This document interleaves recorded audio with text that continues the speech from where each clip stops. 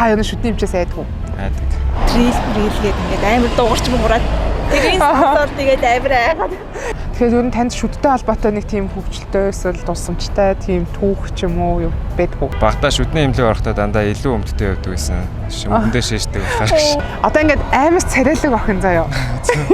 Тэгтээ ингээд жоо шаашд. Зөөр ингээд охин тэгтээ амар гой цайгаа шүдтэй. Байвал та аль ямар хөөрх юм бэ гэж бодож бэ. Яг тэгээд хүнээс ингээ хүнтэрс тэгээд гоё шүдтэй амаас гоё мөрчөөс гоё шүдтэй. Харангууд мэдэгддэг штэ хүн инээхээр ингээд муухай тийм шаарч маршруттай байвал тэгээд боочж байгаа юм чи. Жишээлбэл хүмүүс ингээ электрон хавийг татдаг штэ. Тэрийг өөрөө гоё гэж бодоод байдаг штэ. Тэгээ хүүхдүүд ингээ чихэр итгэр өөрийгөө гоё гэж боддог ба. Зөв хүүхэд бол ээж аавынхаа үгэнд ороод чихэр идэхгүй арал идэх баг. Тийм болохоор би цагаан шүттэй өгдөө санаа.